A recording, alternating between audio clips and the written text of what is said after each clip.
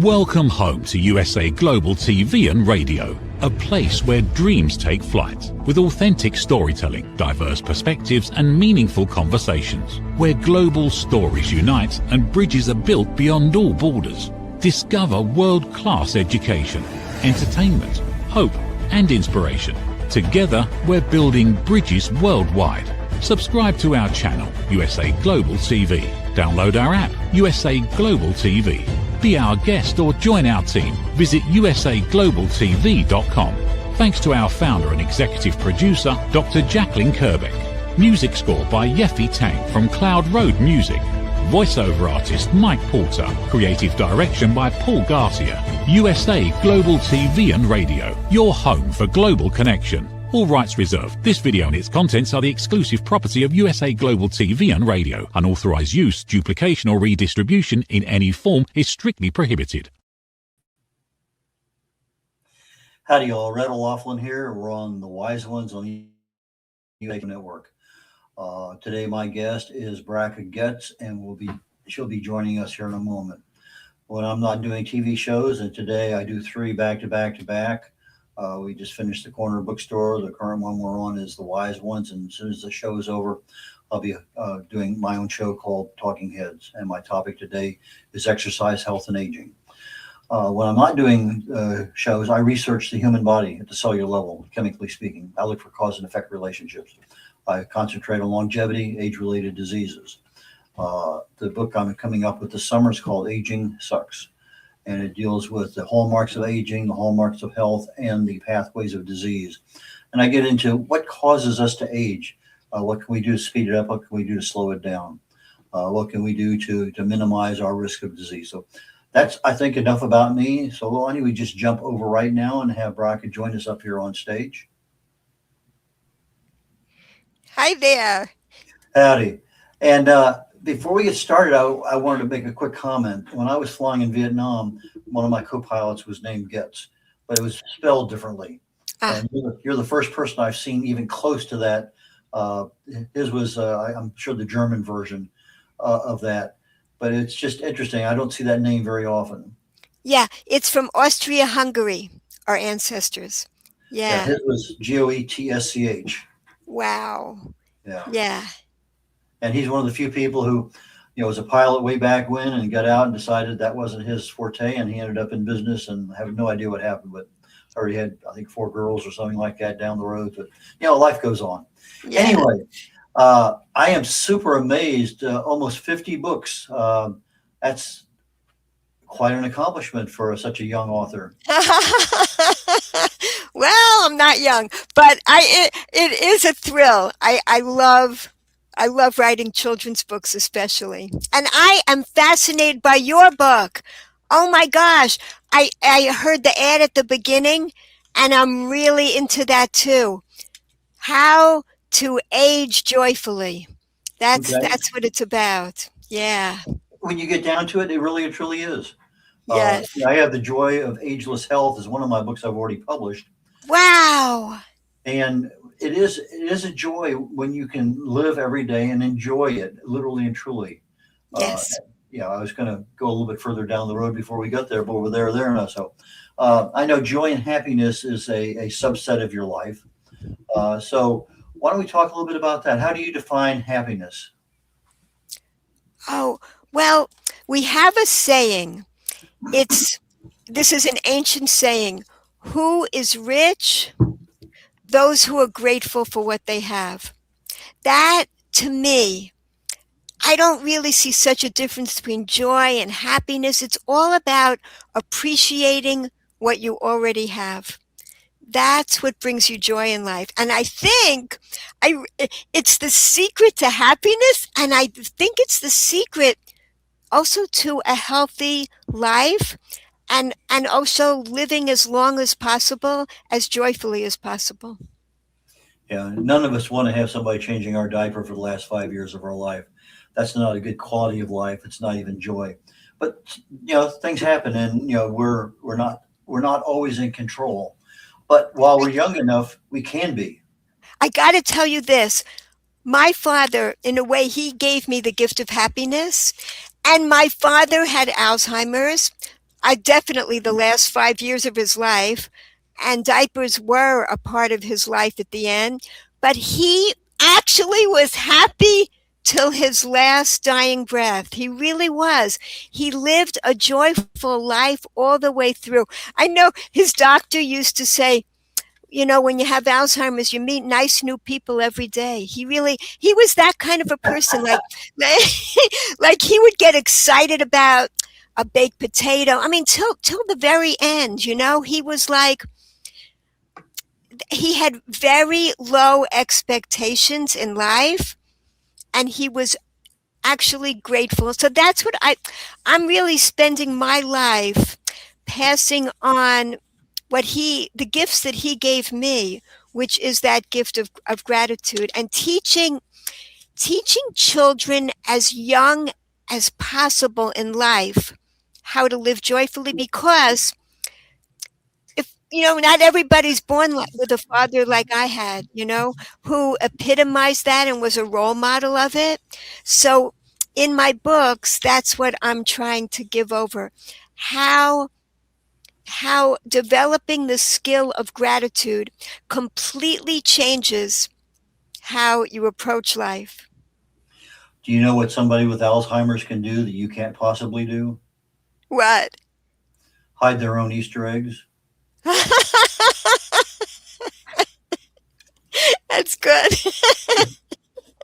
Uh, Years ago, I read an article. I actually wrote a couple about it. I've spoken about it a couple of times, but it turns out the happiest country in the world at that time was Denmark. I think it kind of goes back and forth in that Scandinavian uh, area. And when they broke it down, they said that the definition of their level of happiness was the word you used a short while ago, expectations. Right. That if their expectations were low and they weren't met, you know, so if your expectations are met, you're happy. If your expectations are not met, you're unhappy. So if Yeah. your expectations are up here all the time and they're not Yes. met, you're fooling yourself Yes. because they're unrealistic. But you know, if they're way down here and you meet them all the time, then hey, yeah, I have a pretty good life. And then the other Yeah. one that you use a lot too is gratitude. And I think that's absolutely the two have to be married together because you have to have the happiness portion of that, which is my expectations are being met with my life, regardless of what's happening, Alzheimer's, other issues. But the gratitude that you actually have because you have that. Uh, Yes. Yes. Even though he had Alzheimer's, he had these neural pathways engraved in his brain to be a grateful person. These are, we can actually, there is neuroplasticity. We can actually rewire our brains to become more grateful people. Those abilities never left him. So he still, all through his life, had a happy life because he still had the ability to be grateful. And this is a really funny thing. I saw this once. How to be miserable. Have high expectations, take things personally, focus on your problems, don't be grateful, and then share your misery. These are the 5 steps of how to be miserable. you just backstage, you were presented. I mean, not you presented. We were asking about this pleasure ladder. Yep. I don't know what that is, so why don't you educate me? Okay, great. This is not from my brain. This is ancient wisdom. And I learned this and I'm loving teaching it, loving sharing it. There's 5 levels on the pleasure ladder. It corresponds to these things. It corresponds to our 5 fingers. It shows us we have the ability in our own hands to bring pleasure into our lives at any moment. And these 5 levels, they also correspond to the 5 levels of the human soul. This is universal.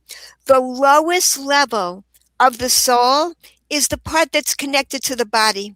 So it's all the pleasures on this lowest level, all the pleasures in this world, the natural pleasures that we can experience with our senses. Um, it could be eating healthy food, spending time in nature, listening to music, being active, exercising, swimming, yoga, dancing, gardening, whatever we love to do. When we experience these natural physical pleasures with gratitude, that is how we get to the first level of pleasure. And and gratitude is that secret ingredient. We can experience all these things all the time but not feel gratitude, then we don't get that sense of lasting pleasure, and we don't get that sense of connection. Cuz when we are in addiction or feeling anxious or depressed, it's because we feel disconnected. We feel alienated, separated, lonely, self-centered. When we bring back the connection, what brings back connection? Gratitude. We are being cared for. Like, my favorite example is this orange. Because, first of all, the fruit on the trees, they're green. They are being camouflaged. They're hidden in the leaves until they're ready for us. When they become the most vivid color, they turn the brightest. And that's when they're shouting to us, we're ready. Now they're showing us they're ready. So we experience the pleasure of looking at them. They smell beautiful. And when we take off the individual wrapping, carefully wrapped, it keeps the sweet juiciness in for months. And we experience the taste, and it's good and nutritious for us.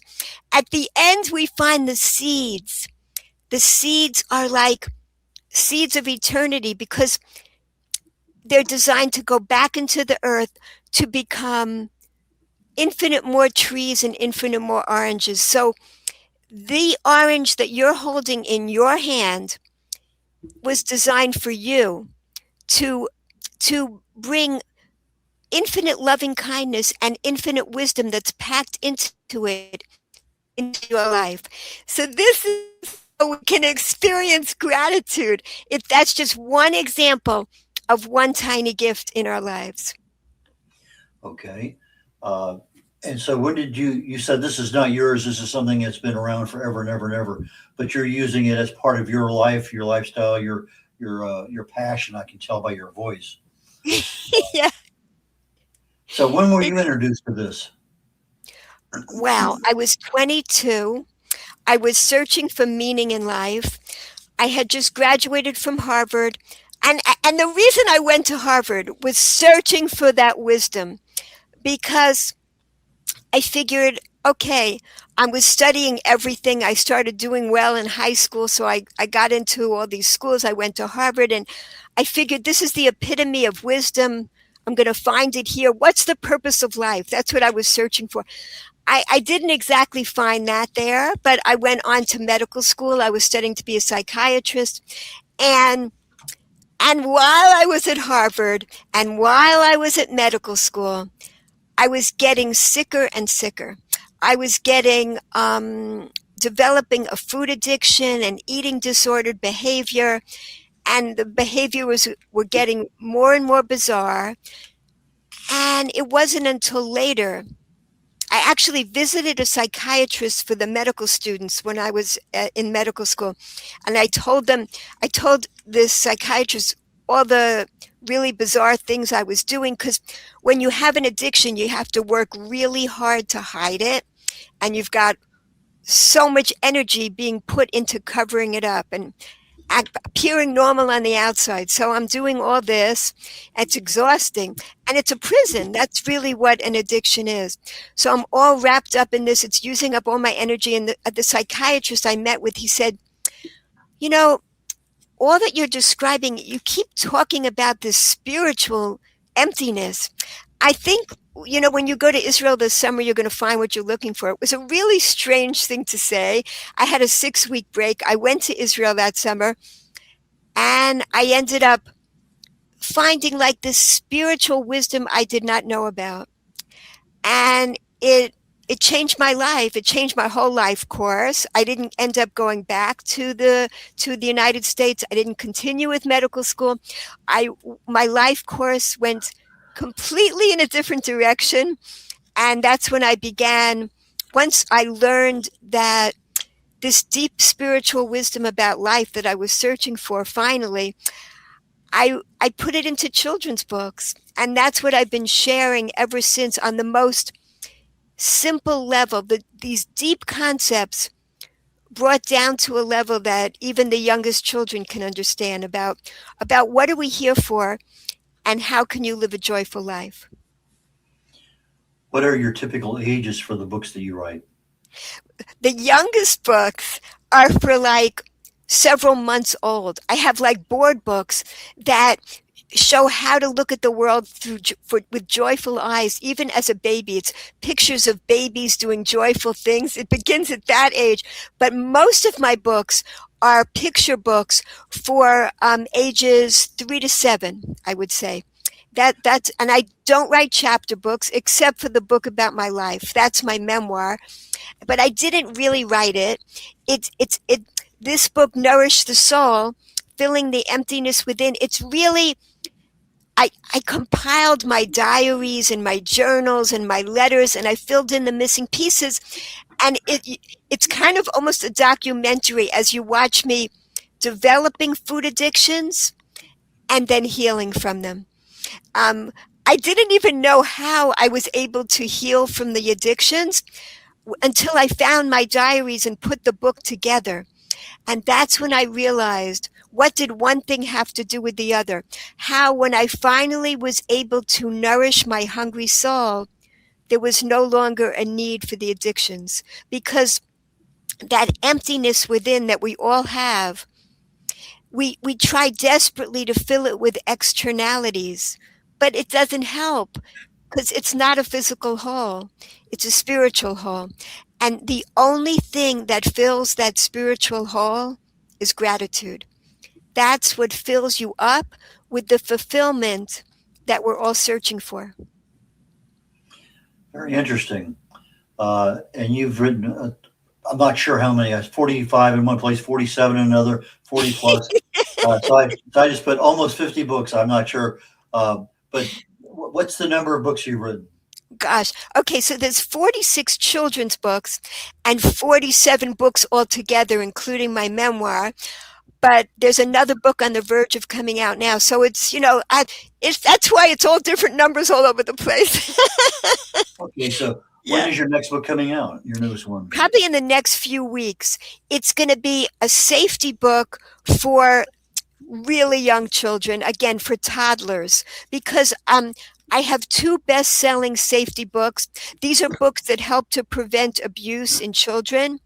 And these books, there's like, I guess, about 300,000 copies sold already. They really have saved lives. They're very popular. There's Let's Stay Safe and the Personal Privacy book. And I have a book about swimming safely, because my background is in public health. And I really do love to, and there's another book, Let's Stay Healthy, also, which I wrote during the pandemic, because parents were asking me to explain why. Why is it important to eat healthfully? Why is it important to exercise? Why is it important to get enough sleep? So the thing about children's books, people don't realize it's a way to get your message to every single age group, because the youngest children are reading them, and parents are reading it to the children, and grandparents are reading it to their grandchildren. And then you have teenagers who pick up the books when no one's looking, and they also get the messages in the books. Because I hear from teenagers too, oh, I didn't understand why you need enough sleep.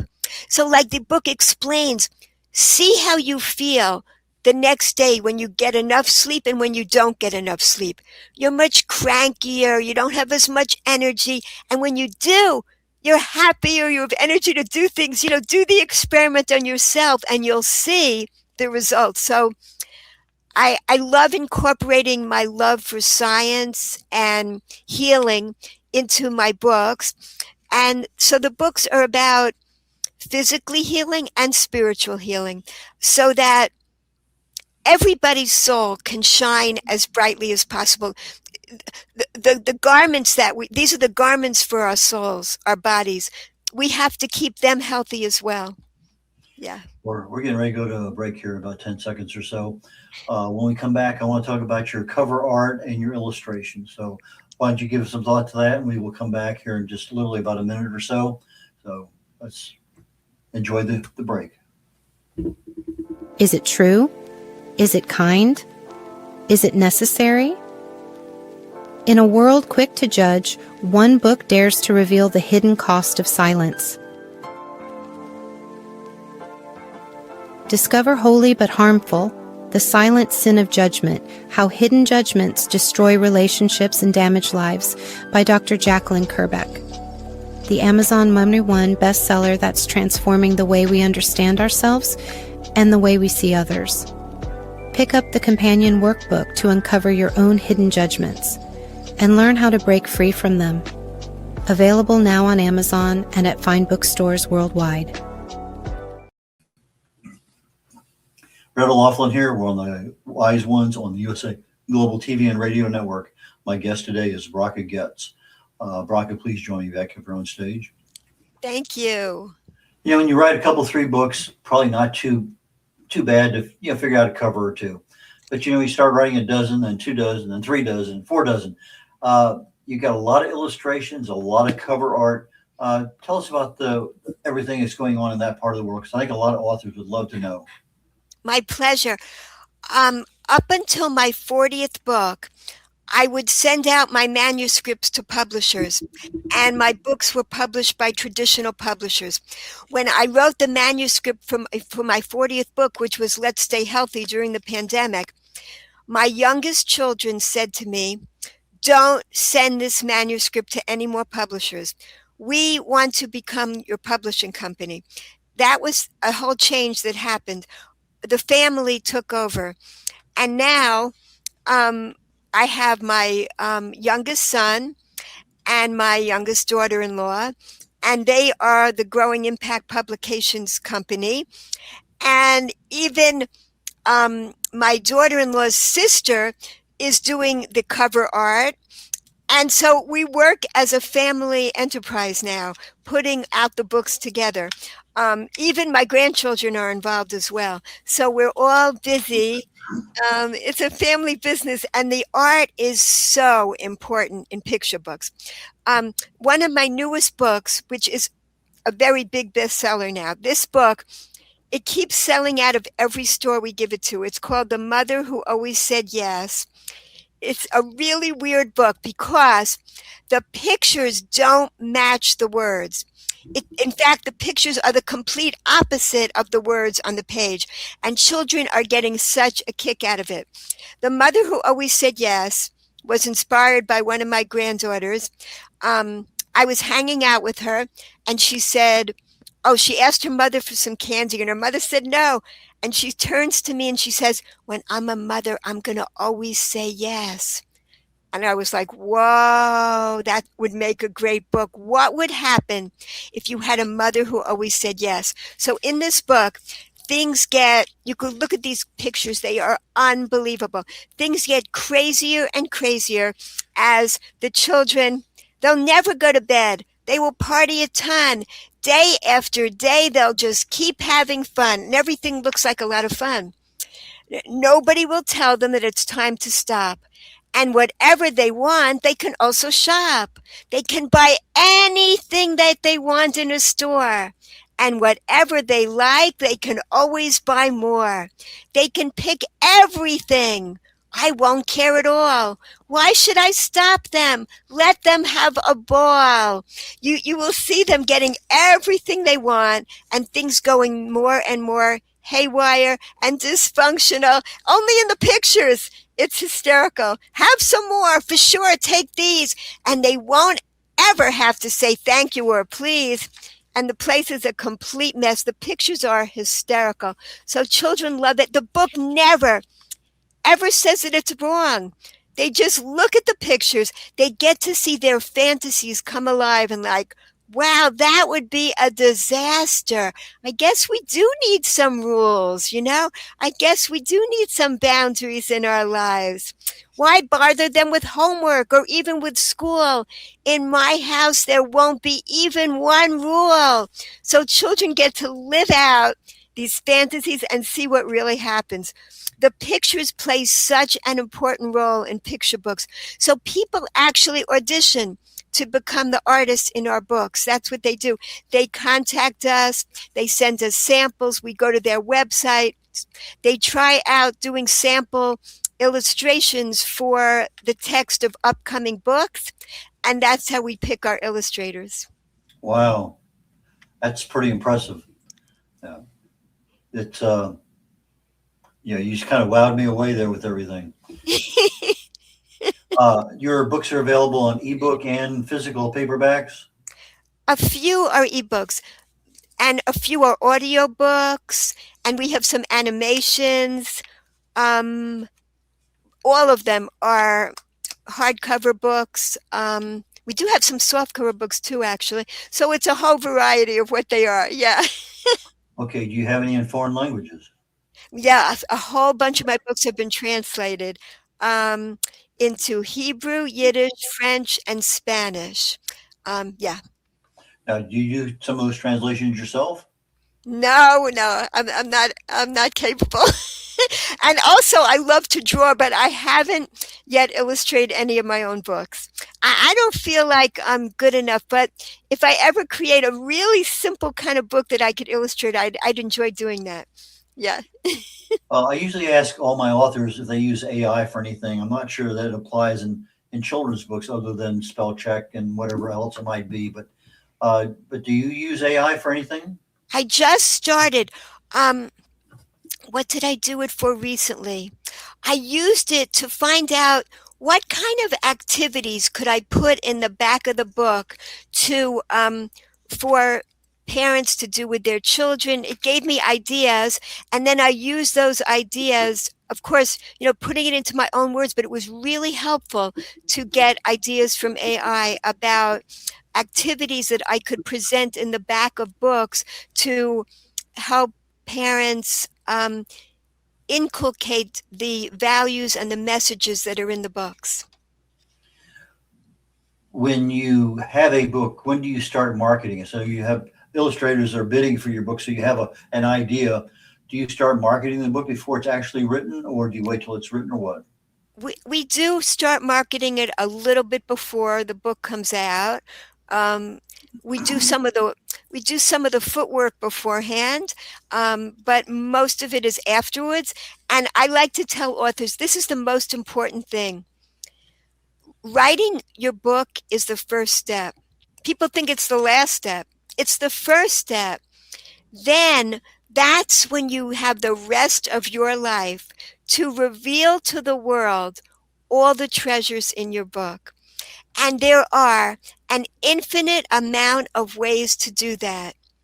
You could burn out completely trying to do all the different ways that you could let people know about your book.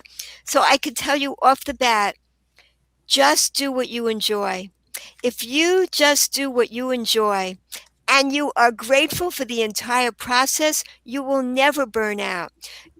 For me, every day is a joy to let people know about my books. I don't get tired of it one bit, and I could repeat the same things day after day, and I still feel energized by it. The messages are getting deeper and deeper into me as well, so I love sharing it, and that's what I advise everybody. Writing your book is the beginning. It's a platform. You get to stand on that platform. It's as if you're standing on your book. And from there, you get to share and reveal what are the treasures inside the pages of your book. So don't get burnt out trying to do everything. There's so many ways to do it. You may be an introvert or an extrovert. I'm an introvert, actually. I love one-on-one. I love doing podcasts because it's one-on-one sharing. And some people are extroverts. They like to be out there selling their books publicly. I enjoy giving presentations. I enjoy that very much, but I don't like to be in a place where it's very busy and there's lots of things happening, like lots of other sellers all around. That's not my style. Try all these things out, but continue doing whatever you enjoy, what gives you energy, so that you can keep going and keep sharing. Do you have any particular social media platforms that you prefer for your marketing? I love LinkedIn. LinkedIn is where people are professionals and they relate to the deep concepts. And I just love being there. That's my favorite. I'm also on Facebook. I'm on Instagram and Twitter. I'm X. So all different places. But I would say I spend most of my time on LinkedIn. Okay, you have some books that are super successful, other books I'm assuming not quite as prolific as some. How well do you track your books, and what kind of corrective action, if any, do you take on the ones that aren't doing so well? Hmm. I am not the business person. I think you could tell that from my personality. My children are handling the business aspects of this. I'm so not a salesperson. I'm an ideas person. So all what I'm about is just sharing the ideas of the book, and I'm totally not a person that's focused on the dollars and cents involved, but I am thrilled about making an impact and hearing back and getting feedback. I love giving presentations at schools. Like once I was at a high school and one of the students asked me, "What's your favorite part of being an author?" I said, "This moment." You asking me that question. This is what I love, when you get to interact with your readers and you speak to people that read your books as children and how it affected their lives. It's like one of the greatest joys. On the pleasure ladder, it's way up there, because a higher level is meaning, doing something good and meaningful in the world, being creative. And the highest level is transcendence, recognizing that we're all connected. Because when we're in that state of addiction or loneliness, we feel disconnected. These are all ways to bring connection back into our lives. And the secret to there's only one price to pay to climb the pleasure ladder, and that's gratitude. Gratitude is what makes us feel loved up all day long. It's when we recognize that we're really living in this amazing, beautiful garden. And this is a quote that I just learned yesterday. So I'm going to share this for the first time. I love this. The amount of good things in your life depends on your ability to notice them. The amount of good things in your life depends on your ability to notice them. That's what it's really all about. That's so very true. It really is. Do you have characters that are the same in different books, or every book has different characters? That's a great question. Once I was interviewed and somebody said to me, "Could you tell me about your plot development?" I said, "Well, there's not that much plot development in my books." They said, "Can you tell me about the character development?" No, I said, "There's not that much character development in my books." And they said, "Well, what's in your books?" I said, "It's really just like they're message books. The whole book is about a message. I don't really develop the characters so much, but usually I identify as a 6-year-old boy. And usually there's a boy in the book who is learning things about life. For some reason, I don't know why, even when I was a child, when I would be in a play, I wanted the role of like being a 6-year-old boy. I don't understand it. But in the books, that's my voice as well, usually. I mean, some books are the main character's a girl, but it's not even developed so much. And most of the books, the character doesn't even have a name. So it's just a person learning about life and sharing what they've learned. In the happiness box, it's a boy who's like miserable, and whatever he has, he's not happy with. His parents get a washing machine, and he's like, "You get everything, I get nothing." And his father gets this idea. He goes, the box that the washing machine came in, it's a happiness box. It was made for you. When you go inside it, all you could do is think happy thoughts. He goes, what? He goes in.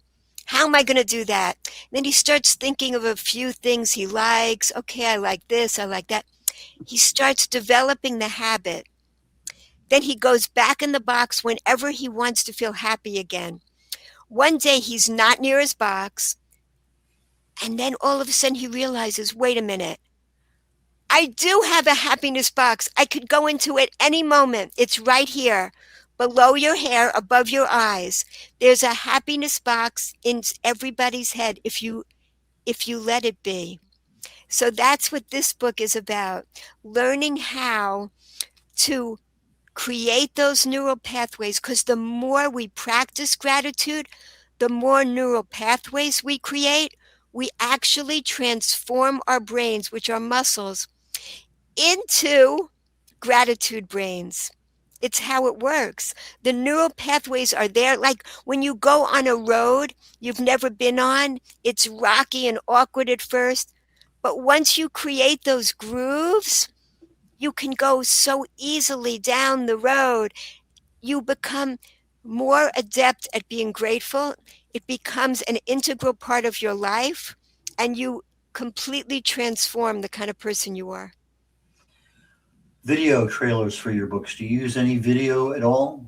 Yes, my daughter-in-law loves making videos. So she's having a blast doing that. That's one of her favorite things to do. She loves to make trailers about the books. Yeah. Okay, last question before we get ready to wrap everything up today. I was looking at your website. You only have about, 200,000 places you've traveled to in the world? I love it. So you have a fairly active, busy schedule, or have been over time. But what's the two favorite places you've ever visited? Well, my favorite place is Jerusalem. There's nothing like the old city of Jerusalem. It is a spiritual vortex. There are a number of spiritual vortexes in the world, but this is, I would say, the highest one there is. Anybody that hasn't been there, I hope you're blessed to go there. It's just an amazing experience. There's no ways to describe it because it's not just a physical experience being there. That's one of my favorite places to be. Um, I'm actually going to pick another place also in Israel because I love it so much. It's my home now. I'm in the States right now, but that's where I live, and that's Sfat. Sfat is another amazingly spiritual city in Israel. Yeah, that's my homeland. Okay. How do people get in touch with you? How do they buy your books? Yeah, they can buy them on growingimpactpublications.com. That's the website. They're also on Amazon. They're also in bookstores. Oh, and really important, public libraries. You, you, it's great to own the books because children love to reread them and integrate them. But you can also get your public library to order the books, and that gets the messages out into the world. It's another wonderful way to spread the joy, asking your public library to order the books as well. Okay. For our audio audience, it'll be after our live shows are over. This will be put on various locations. The website is called Growing, just the way it sounds, Growing Impact, IMPACT, Publications, plural, growingimpactpublications.com. Brackett, I really and truly enjoyed today, and I'm sure we're going to bump into each other down the road, and I'm really looking forward to it. Thank you so much. It was wonderful being with you. Thank you. Well, take care, and we will cross paths down the road, and I just wish you the absolute best. I meant to say shalom. That's what I wanted to end our conversation with today. Red Laughlin here. We're wrapping up the Wise Ones today on the USA Global TV and Radio Network. My next show is called Talking Heads. I'll be talking about exercise, health, and aging. I'll be looking specifically at how exercise addresses the 12 hallmarks of aging. And we're talking about what happens in the body at the cellular level, the chemical level, hormonal, the things that actually are transitioning all the time. And what exercise does, or inactivity, sedentary lifestyle, so that you look at both ends of the equation. And then I'll also look at the hallmarks of health with regard to, what things do we need to do to be really healthy? And I'll throw in a little section in there on pathways of disease, because all the pathways start the same. Just depends on which organ they're in, whether the heart, the liver, the kidney, the lung, the brain, as to what actually happens. So that's the program coming up next. I look forward to you all next week. Take care and catch you all. Bye now. USA Global TV and Radio proudly presents Tracy Cram-Perkins, a dementia caregiving survivor teaching how to balance care with peace of mind. #1 resource for dementia caregivers. It's the book Dementia Home Care: How to Prepare Before, During, and After. Over 17,000 copies sold of this must-have guide. And now a testimonial from Tracy Smith. If I was to describe this book to someone who is going through a similar situation, I would underscore how important it is to have some sort of a tool or a guidebook to help you through certain stages. And there's so many, it's such an unknown topic to the average person. And to have this as a reference is essential. It's going to help you get through it personally, as well as help your loved one manage. To learn more, go to TracyCramPerkins.com. Tracy Cram-Perkins is an award-winning author. She's also the host of Dementia Home Care television show. Watch it here on USA Global TV and Radio. Thank you, viewers and listeners of USA Global TV and Radio, for joining us today. We're honoured to have your time and attention as part of our global community. At USA Global TV and Radio, we believe in the power of authentic conversations, meaningful connections, and creating a world of possibilities together. Want to be part of something bigger? Join our team of elevated listeners at usaglobaltv.com, a space where your voice matters and your ability to listen transforms relationships. Stay connected with us across all our platforms for thought-provoking discussions, expert insights, and empowering stories.